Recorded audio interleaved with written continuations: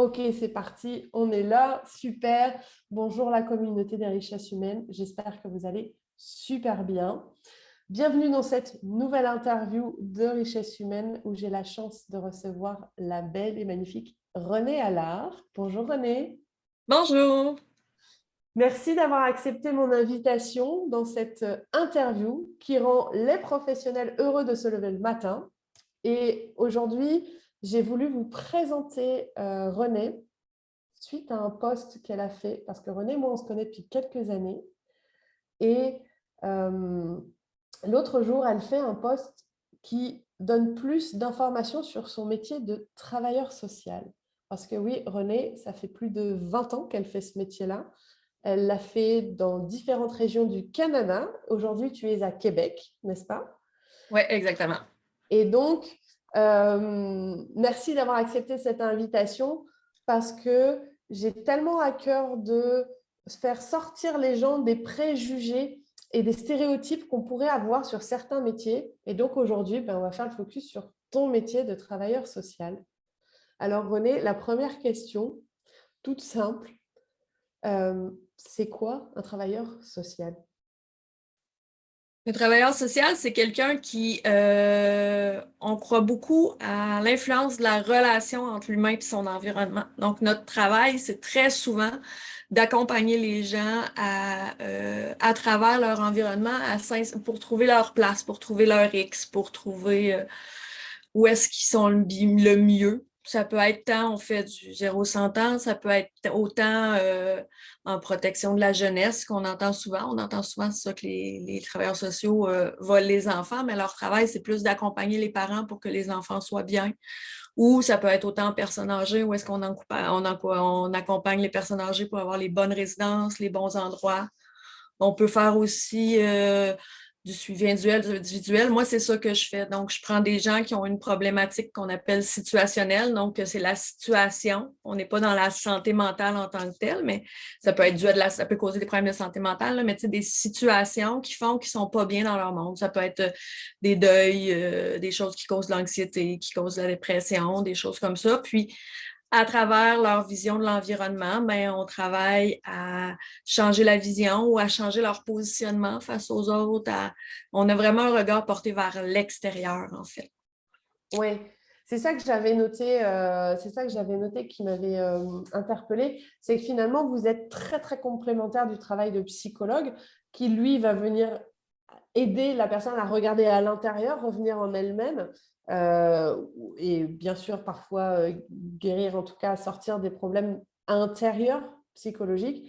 Et vous, en parallèle, en complémentarité, vous êtes plutôt, OK, il y a l'intérieur et puis il y a la situation qui était générée par cet intérieur ou en tout cas qui est, comme tu dis, situationnelle autour, environnementale et comment tu peux accompagner les personnes à réajuster les situations pour qu'elles soient mieux quelque part dans leur vie. Exactement. Puis autant ça peut être complémentaire, autant des fois, on peut avoir besoin d'un psychologue sans avoir besoin d'un travailleur social. Ouais. Eux, ils font vraiment de la psychothérapie. Ils peuvent guérir certaines maladies mentales. Ils peuvent vraiment traiter. Nous, on ne fait pas de traitement. On ne guérit pas, on accompagne. Mais des fois, on peut aussi avoir besoin d'un travailleur social sans avoir besoin de psychologue. Si on vit un deuil, on n'a pas nécessairement besoin d'avoir un suivi psychologique. On a juste besoin d'être accompagné dans ce moment-là de notre vie, de Ouais. comprendre ce qu'on vit, puis de pouvoir le verbaliser. Ou Ouais. on vit une situation anxiogène au travail, d'avoir quelqu'un avec nous qui peut nous aider soit à comprendre ce qu'on appelle des distorsions cognitives, c'est notre façon de voir, c'est les lunettes avec lesquelles on voit la vie. Mhm. Comprendre qu'est-ce qu'on contrôle pas. C'est ce qu'on fait, c'est du psychosocial. C'est vraiment la personne, elle, qui est en lien avec son environnement. Fait que dans ce cas-là, des fois, on n'a pas besoin du psychologue, des fois, on en a besoin, mais c'est deux jobs qui sont complètement différents, là. Oui, oui, oui, oui, c'est ça. Et Mm. alors, du coup, j'ai une vraie question parce que tu as parlé de plusieurs typologies de personnes que tu accompagnes. Autant tu as parlé de la jeunesse, la maltraitance, la souffrance, autant tu as parlé des personnes âgées à placer, mais j'ai entendu aussi que tu as parlé des travailleurs, des gens qui travaillent dans leur environnement de travail. Finalement, enfin, qui peut venir vous voir? Est-ce que c'est une certaine catégorie de personnes dans des situations particulièrement difficiles ou quelque part, n'importe qui aurait juste besoin d'une aide peut venir voir un travailleur social? Ben, en fait, c'est vraiment, on n'a pas de catégorie de personnes, ça va dépendre de chaque personne, mais normalement, un travailleur social, ben, le travail social fait du 0-100 ans, toute problématique psychosociale. Vraiment. Donc, ça peut être, comme on parle d'un travailleur, quelqu'un qui a des difficultés de communication avec un patron ou qui vit de la violence au travail ou qui a eu un burn-out, qui Mm. s'est juste complètement épuisé ou des choses comme ça, mais, ou qui vit de l'insatisfaction au travail. Ça peut être, tous ces gens-là peuvent venir nous voir à un moment ou à un autre, puis faire appel à nous, tu sais.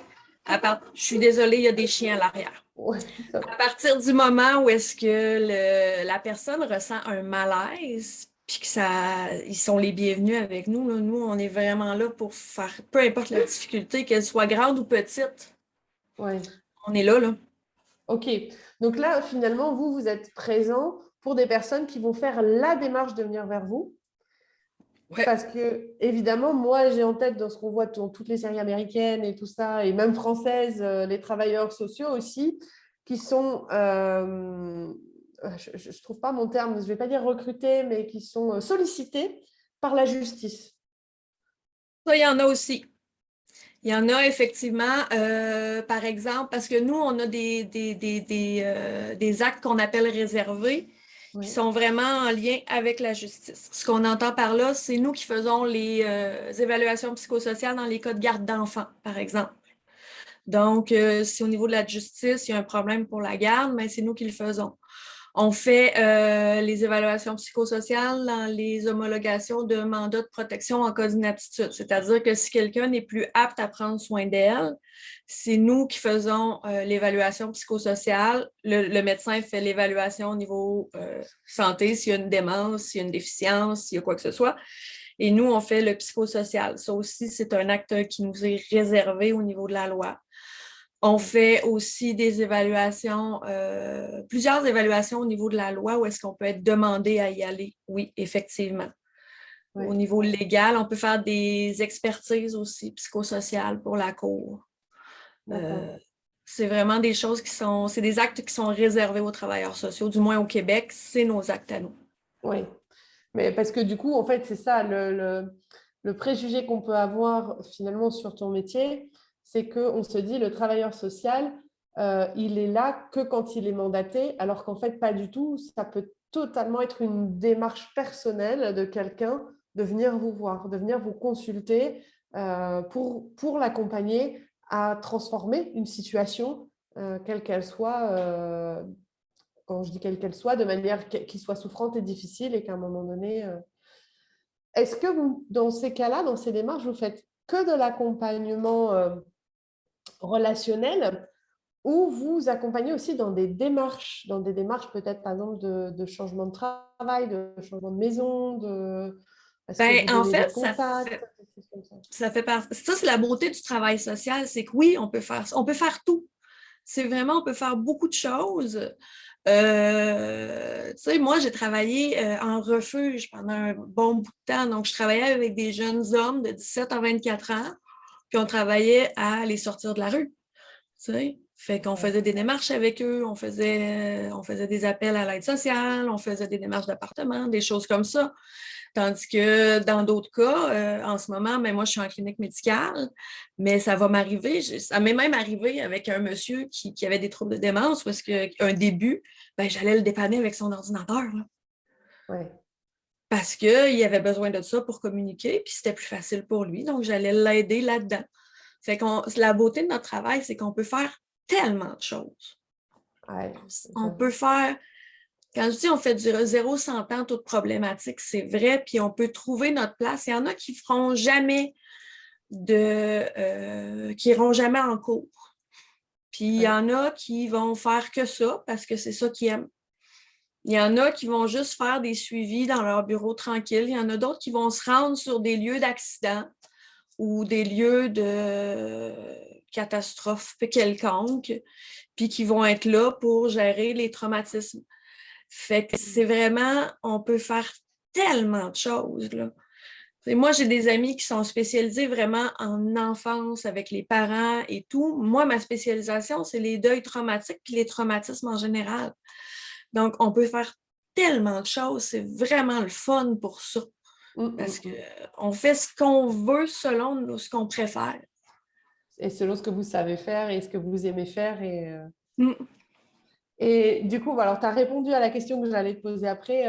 Toi, ta spécialisation, ce que tu aimes, ce que tu aimes. Donc, tu peux nous en dire un petit peu plus? Tu as parlé rapidement des deuils traumatiques et des traumatismes en général.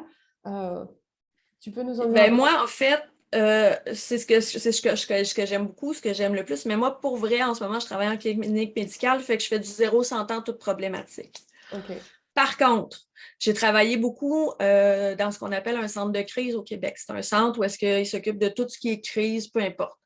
Puis, j'ai longtemps été appelée et je suis encore appelée là, dans le cadre de mon travail. Ça m'arrive encore de faire ça quand il y a des crises, quand il y a des choses, d'aller évaluer, d'aller vérifier. Premièrement, j'ai appris à faire des évaluations qu'on appelle de P38 au Québec, c'est-à-dire que quand une personne peut être dangereuse pour elle-même ou pour les autres dans les prochaines 24 ou 48 heures, on a la capacité, on est habilité à demander à des policiers d'enlever les droits de la personne pour 72 heures pour qu'elle soit amenée à l'hôpital à être évaluée par un médecin.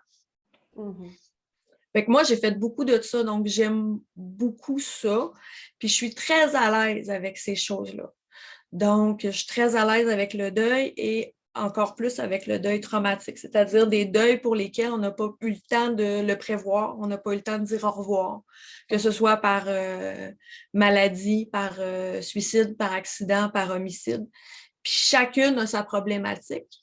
Puis moi, c'est des choses que j'aime énormément parce que c'est des choses que c'est beau à voir les gens évoluer là-dedans. Oui. Puis dans les traumatismes, quand on parle de traumatisme, c'est sûr que moi, je ne fais pas de psychothérapie. Fait que je ne peux pas traiter un syndrome post-traumatique, par exemple. Oui. Mais quand un traumatisme est arrivé puis qui est quand même récent, je peux travailler à ce que ça ne devienne pas un syndrome de stress post-traumatique.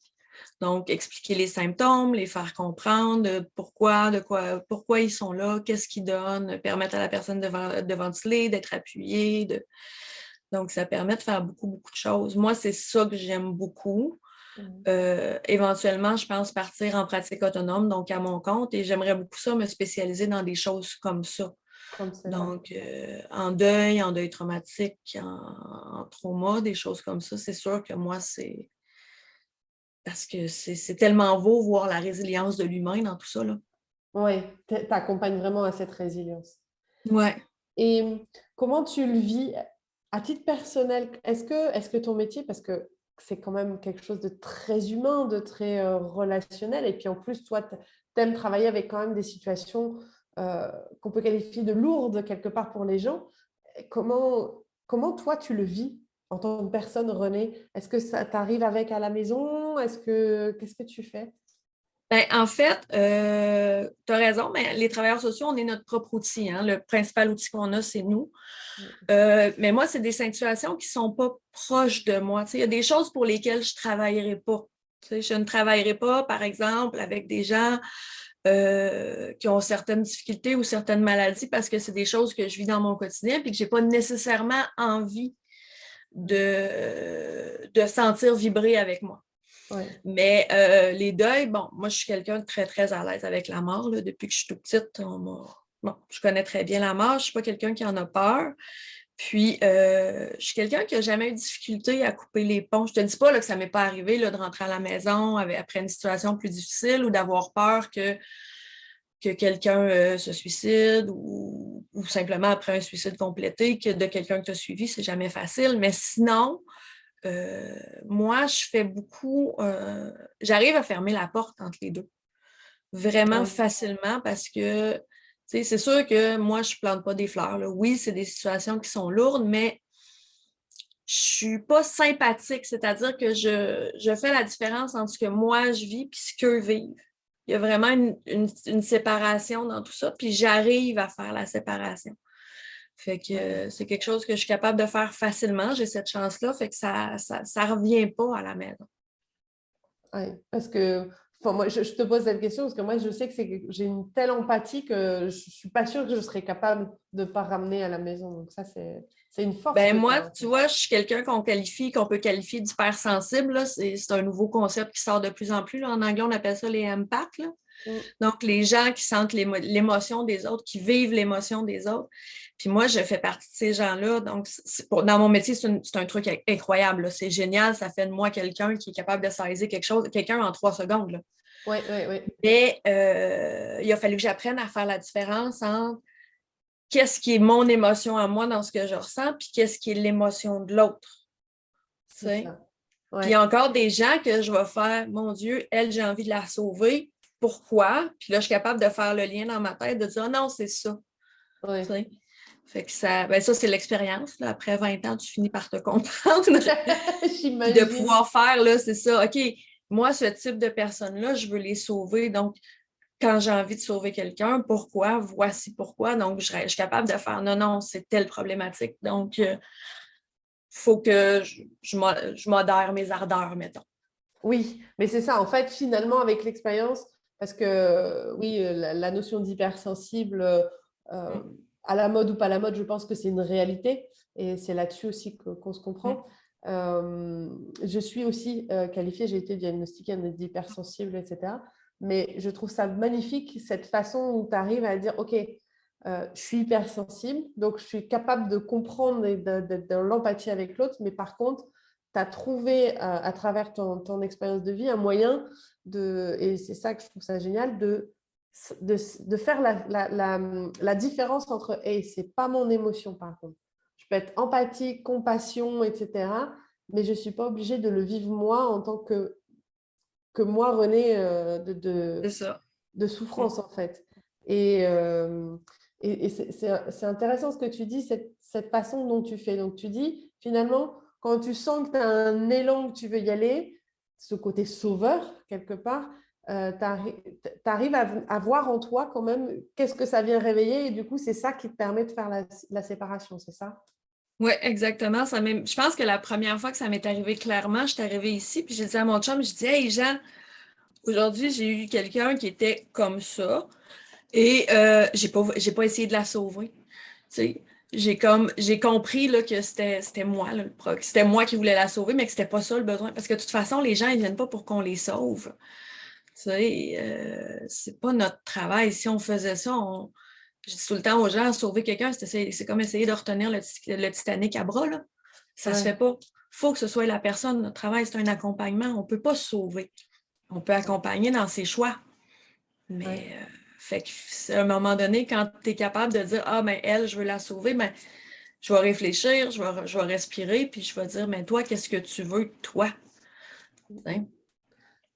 Écoute, ça me touche ce que tu dis, tu ne peux pas savoir. Parce que je pense qu'il y a tellement de gens qui sont dans cette... Alors, dans cet ego, c'est pas négatif quand je dis ça, au contraire, mais dans ce syndrome du sauveur. Et je pense même pas que dans le travail social, de manière générale.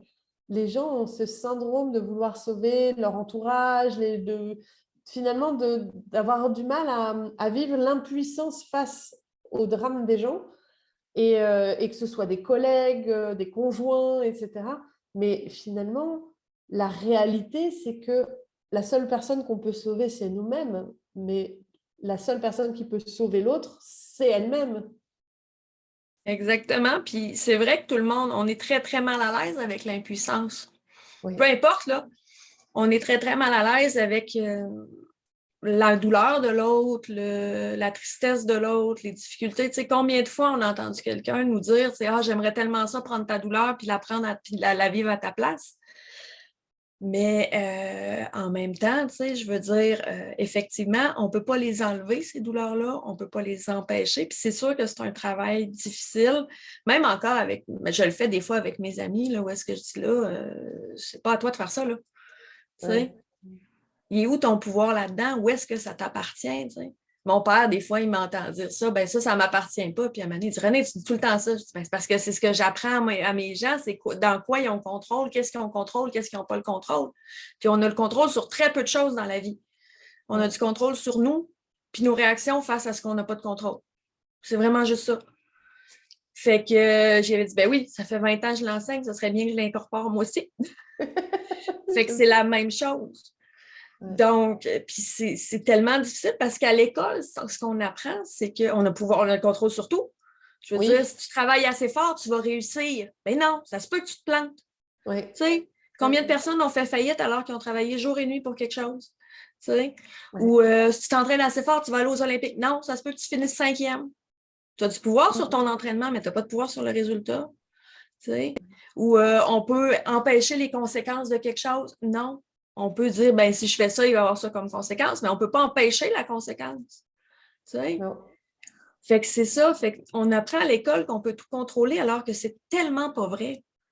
non, Tu sais? c'est tellement pas la vie, je suis d'accord. Fait que c'est pour ça qu'on essaye de sauver les autres parce qu'on a l'impression qu'on peut tout contrôler. Hey, on peut contrôler nos émotions, ça a l'air, ce qui n'est pas le cas. Non, pas du tout. On peut les traverser, mais on ne peut pas les contrôler. On peut les reconnaître, on peut les vivre, mais on ne peut pas empêcher. Si tu as de la peine, tu ne peux pas dire non, je suis heureux aujourd'hui. Non. Ben non. Mm, mm. Tu peux exprimer que tu as de la peine, tu peux le reconnaître, mais tu ne peux pas ne pas avoir de peine. Fait que Ouais. c'est ça, c'est que les gens sont tellement pas bien avec le manque de contrôle, l'impuissance, que c'est ça, ça cause vraiment beaucoup de problématiques à cause de ça. Ils essayent de sauver les autres à cause de ça. Et c'est fou parce que finalement, tellement d'impuissance vis-à-vis de ce qu'ils vivent que quelque part, au lieu de se sauver eux-mêmes, il y a comme un besoin de sauver les autres. Et ça, Ben, on c'est le... tellement plus facile de regarder les autres que de se regarder soi aussi. Ouais. T'sais. Premièrement, les autres, on n'a pas accès à leurs émotions, on n'a pas accès à leurs peurs, donc c'est beaucoup plus facile à gérer. Ouais. Puis, il y a une expression au Québec qui dit quand tu as le nez collé sur l'arbre, ben, tu ne vois pas la forêt. Fait que c'est ça. Pour toi-même, c'est difficile, tu as le nez collé sur l'arbre. Ouais, ouais. Hey, là, je m'excuse, je ne sais pas ce qu'ils font dans la rue. Je ne sais pas si tu Ben, entends les travaux, là. non, Non? non, non, ça Parfait. va. Non, tout Excusez-moi. va bien. Non, tout va bien. Mais, Merci, mais c'est Aurélie. ça, fait que quand tu es toi-même le nez comme ça, mais tu ne le vois pas ta problématique. Ouais. Fait que, Non, non, j'aime ça. J'aime ça et finalement, si je reviens, alors je sais que ce n'est pas ton domaine de prédilection, mais si je reviens quand même aux gens qui vivent des souffrances dans le travail, ouais, quelque part, c'est ça, et je veux revenir sur cette notion de contrôle et de résultats que tu ne contrôles pas finalement, de conséquences que tu ne peux pas contrôler. C'est tellement important de passer ce message, de dire, mais qu'est-ce que tu peux contrôler vis-à-vis de ton travail, de qu'est-ce que toi tu peux faire, de qu'est-ce que tu as envie de faire, avec qui tu as envie de travailler, parce que quelquefois, parfois, c'est juste de remettre en question l'environnement, comme tu dis, de dire, bah, est-ce que je suis à la bonne entreprise? Alors, bien sûr, tout est processus, mais c'est là où je pense que toi, ou en tout cas tes collègues, peuvent aussi accompagner les personnes en souffrance au travail. ben oui, puis tu sais, au travail, souvent, moi, je dis souvent, tu sais, l'employeur, tant qu'il va pouvoir, il va t'en demander, c'est son travail. Sa Oui, job, c'est de te demander d'être le plus productif possible. Fait que tant que tu dis oui, il va t'en donner. Puis le jour où tu vas dire, j'y arrive plus, tu m'en demandes trop, mais il va te donner une formation sur la gestion du temps. Fait que malheureusement, mais tu sais, oui, on accompagne aussi à ça, à mettre des limites, à être capable de dire non, là, tu m'en demandes trop, ou ouais, non, la façon de t'exprimer envers moi n'est pas adéquate, ou non, je ne peux pas le faire le travail de 2 ou de 3 personnes. ouais, ouais, Tu ouais. sais? Puis ça, j'en ai eu beaucoup, beaucoup dans mon travail, tu sais, des gens qui arrivaient, puis que quand tu regardais leur horaire, tu faisais comme OK. Puis quand là, il était remplacé par 3 personnes, alors qu'il était tout seul pour le faire. Tu sais?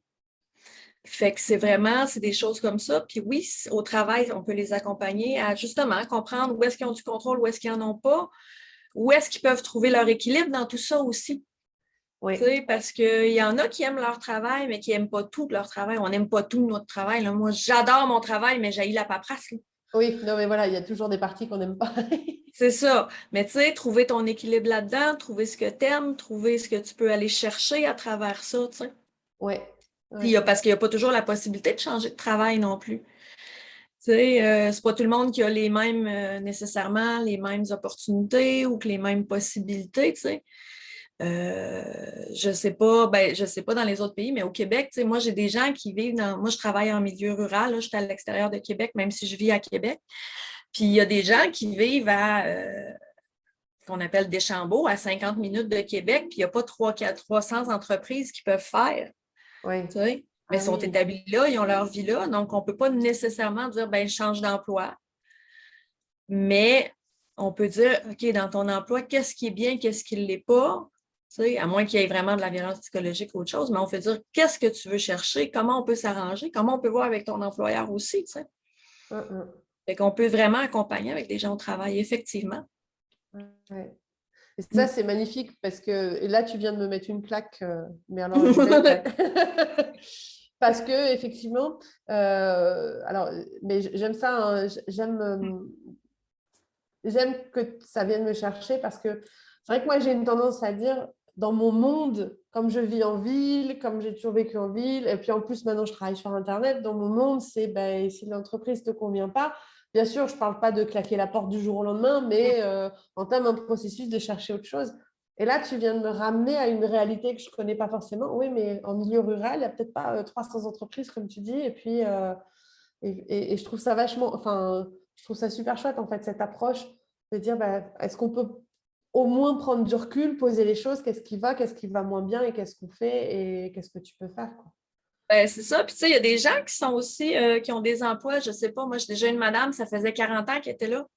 Tu ne quittes pas ton fonds de pension, tu ne quittes pas tout facilement à cause de ça. Moi, j'ai la philosophie que je ne resterai jamais dans un emploi qui ne me plaît pas. Mais ce n'est pas tout le monde qui a cette facilité ou cette capacité, puis il faut l'accepter aussi. Tu sais, chacun a ses forces, chacun a ses limites, puis c'est à travers ça aussi qu'il faut travailler. Tu sais, cette personne-là dont je parle, ben, elle n'est pas restée dans son poste, mais elle est restée dans l'entreprise. Elle a trouvé autre chose à travers l'entreprise qui lui plaisait plus. Ouais. Il y en a d'autres qui sont assis et qui ont dit, ben là, ma liste de tâches, il me semble qu'elle ne fonctionne pas. C'est pas pour ça que tu m'as embauché. Ils sont arrêtés et ont gardé la liste de tâches avec l'employeur. Et qui ont pu revoir finalement, juste par des petites choses comme ça, finalement, de prendre une hauteur, un recul. Et effectivement, parfois, il n'y a même pas besoin de changer de métier ou d'entreprise. Ben, c'est ça. Fait que faut aussi s'arrêter à ça, puis s'arrêter à... Ben, c'est ça. C'est vraiment ça, l'accompagnement, c'est de ne jamais imposer ta vision aussi. Puis c'est ça qui est... Moi, c'est quelque chose que j'adore de faire. Je dis souvent à ma clientèle en riant, je dis, moi, je ne travaille pas. Moi, je vous regarde faire. C'est pas moi qui prends les décisions, c'est pas moi qui choisis vos objectifs. Moi, je suis là pour vous enseigner 2-3 notions, vous refléter des affaires, mais c'est vous qui travaillez.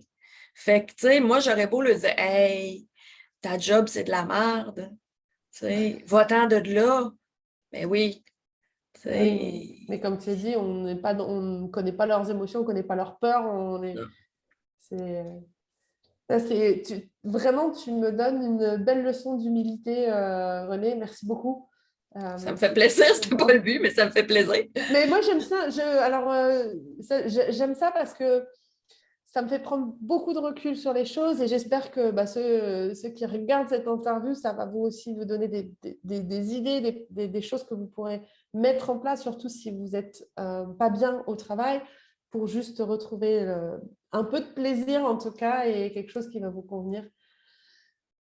Renée, ouais, s'il y a des gens qui voudraient te contacter professionnellement parlant, bien évidemment, en tant que travailleuse sociale, est-ce que déjà tu travailles à distance ou tu ne travailles qu'avec des gens du Québec ou tu peux éventuellement travailler avec des gens Au niveau légal, je ne peux pas travailler à l'extérieur parce que je n'ai pas nécessairement les assurances ou les droits de travailler à l'extérieur. Tu sais, c'est un peu comme un avocat qui va donner des conseils juridiques en France alors qu'il est un avocat du barreau du Québec. Il y a des choses qu'on n'a pas le droit de faire. Donc, c'est certain que là-dessus, je ne peux pas donner de suivi au niveau professionnel là, à l'extérieur. Mais tu sais, s'il y a des questions, moi, je peux toujours donner au pire des petites notions. Tu sais, quand je parlais de zone de contrôle, j'ai des feuilles là-dessus, je peux les envoyer. Ça ne me dérange pas. Là. Ça peut toujours être utile, mais à l'extérieur du Québec, même au Canada, je ne pourrais pas exercer en tant que travailleuse sociale. J'ai travaillé ailleurs au Canada en tant qu'intervenante, mais je ne pourrais pas avoir le titre de travailleuse sociale sans m'assurer que je fais partie des bons ordres Oui, je C'est comprends vraiment ce que étant tu veux donné dire. que c'est pas, mettons, ce qu'on appelle un titre réservé. Donc, c'est pas, mettons, un coach de vie.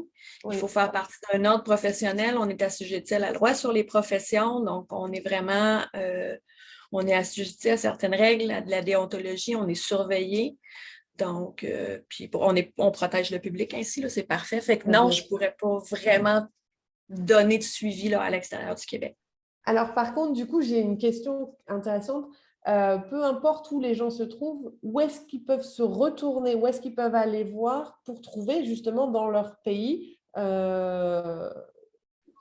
ton homologue quelque part?